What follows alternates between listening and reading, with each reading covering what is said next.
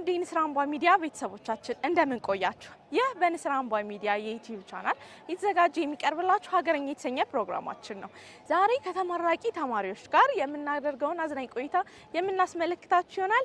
አዝናኝ ጥያቄዎችን እነሱንም የምንጠይቃችሁ ይሆናል። እስከ ፕሮግራማችን ፍጻሜ ድረስ አብራችሁን ቆዩ። የንስር አምባ ሚዲያ የዩቲዩብ አካውንታችንን ላይክ፣ ሼር፣ ሰብስክራይብ ማድረግ እንዳይረሳ። መልካም ጊዜ። እሺ፣ በቅድሚያ እንተዋወቅ። ስምህን ማን ልበል? ስሜ አብርሃም ታፈሰ ይባላል። እሺ አብርሃም፣ ጂሲ ምን ማለት ነው? ጂሲ ምን ማለት ነው? ሞስትሊ ኩዌስችን ለተመራቂ ተማሪ ግራጁዌሽን ክላስ እንኳን ደስ ያላችሁ እናንተ። በቅድሚያ እንተዋወቅ። ስምህን ማን ልበል? ስሜ ዮናስ ጥላሁን እባላለሁ። እሺ ዮናስ፣ ጂሲ ምን ማለት ነው? ግራጁዌት ክላስ። እሺ በዚህ አጋጣሚ እንኳን ደስ ያለ። በቅድሚያ እንተዋወቅ። ስምህን ማን ልበል? ስሜ ዮሴፍ ሙሉቀን ይባላል። እሺ ዮሴፍ። ጂሲ ምን ማለት ነው? ግራጁዌሽን ክላስ እንኳን ደስ አላችሁ። በቅድሚያ እንተዋወቅ። ስምህን ማን ልበል? ዮሴፍ ይባላል። እሺ ዮሴፍ። ጂሲ ምን ማለት ነው? ግራጁዌሽን ክላስ። እኔ መልስ ጀመርኩት። እሺ ሌላም ስም አለው አይደለ? ልጆች አሉት። ያ እስኪ ግሪጎሪያን ካላንደር። ኦኬ ኖ ዌይ። በእናንተ በተማሪዎች ጂሲ ታከብራላችሁ? ሶ የእሱን አብሪቬሽን ነው የፈለኩት። ግራጁዌሽን ክላስ ሌላ ትርጉም የለውም። ግራጁዌሽን ክላስ እንጠቀሽ። የመጀመሪያ ጥያቄ በዓለማችን ላይ የሚገኘው ረዥሙ ህንጻ የት ይገኛል? ስሙን። ዱባይ መሰለኝ። እሺ ደግሞ ቡርጅ ካሊፋ መሰለኝ ስሙ። ቡርጅ ካሊፋ። እሺ በዓለማችን ላይ የሚገኘው ረዥሙ ህንጻ የት ይገኛል? ስሙን። ዱባይ ነው የሚገኘው። ቡርጅ ካሊፋ። እሺ በዓለማችን ላይ የሚገኘው ረጅሙ ህንጻ የት ነው የሚገኘው? ስሙስ የህንጻው ስም ማን ይባላል? እሺ ቡርጅ ካሊፋ። የት? ዱባይ። እሺ በዓለማችን ላይ የሚገኘው ረጅሙ ህንጻ የት ይገኛል? ስሙስ ማን ይባላል? የህንጻው ስም? ዱባይ።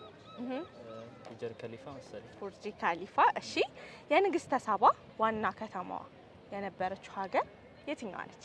አይ ቲንክ ኢትዮጵያ መሰለች። ኢትዮጵያ የት? አክሱም።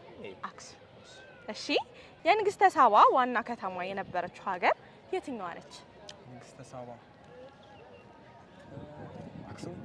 አክሱም። ልክ ነህ፣ አክሱም። እሺ የንግስተ ሳባ ዋና ከተማ የነበረችው ሀገር የትኛዋ ነች?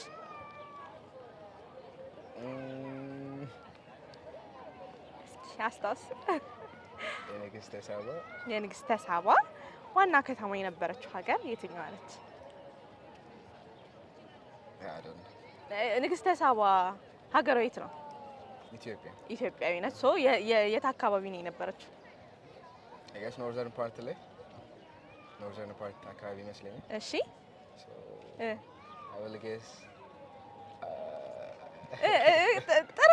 እቺ ሞክረ ስለሆነ የምታገኝ ጎንደር አይደለም። እስኪ አስተካክላ። ልክ ነው፣ ወደ ሰሜኑ ክፍል ነች። እስኪ አንድ እድል ስጥ። ላሊበላ። እሺ የንግስተ ሳባ ዋና ከተማ የነበረችው ሀገር ወይም ከተማ የትኛዋ ነች? አክሱም። የኢትዮጵያ የሬዲዮ ስርጭት የጀመረው በየትኛው ንጉሠ ነገሥት ዘመን ነው? አይ ቲንክ በአፄ ኃይለ ሥላሴ። የኢትዮጵያ የሬዲዮ ስርጭት የጀመረው በማን ንጉሠ ነገሥት ዘመን ነበር? ምናልባት በአፄ ሚኒሊክ። አፄ ሚኒሊክ አይደለም። እስኪ አስተካክል። ቴዎድሮስ። ለምጣ ወደዚህ ልቅረብ።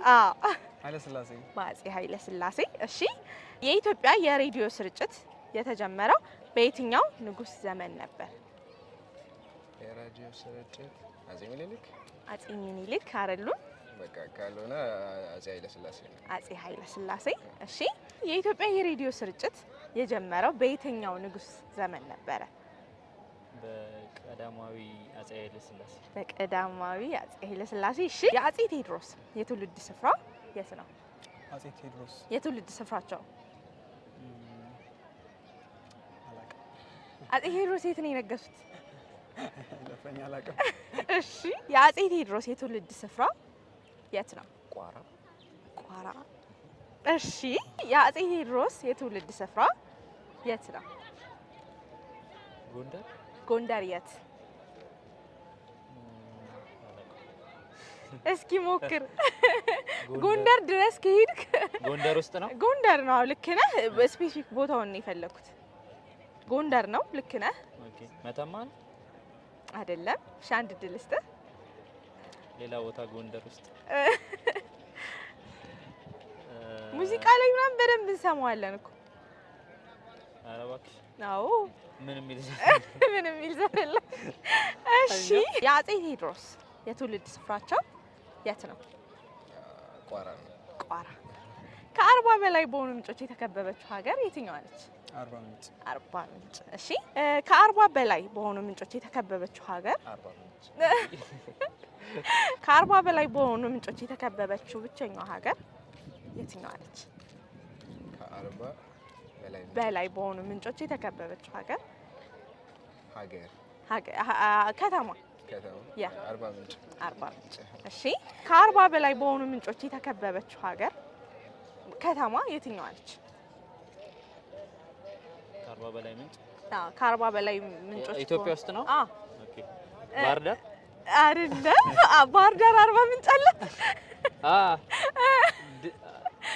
ሜቢ ከሆነ ብዬ ነው። እሺ ወይስ 40 ምንጭ የሚባለው? 40 ምንጭ። ኦኬ ራሱ 40 ምንጭ ነው። 40 ምንጭ ነው። እሺ የቼዝ ጨዋታ የት ሀገር ነበር የተጀመረው? የቼዝ ጨዋታ አታውቅም? እሺ ውጭ ሀገር ነው። ውጭ ሀገር ነው። ኢትዮጵያ ውስጥ አይደለም። ለመጀመሪያ ጊዜ የተጀመረው እስኪ የት ይመስላል? ሜቢ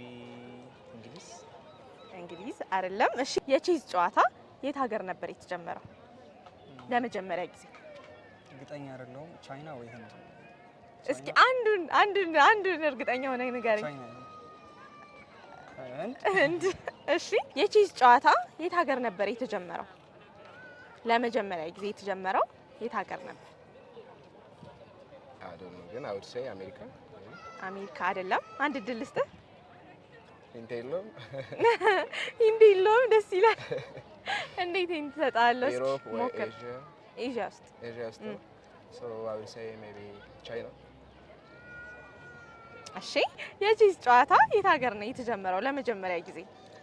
ለሚገስ ቻይና። እስቲ አንድ ድል ልስጥህ። ቆንጆ ሙከራ ነው። አህጉሩን ማወቅ እችላለሁ? ኤዥያ ውስጥ ነው። ኤዥያ ውስጥ ነው። ኦኬ ሜቢ ራሺያ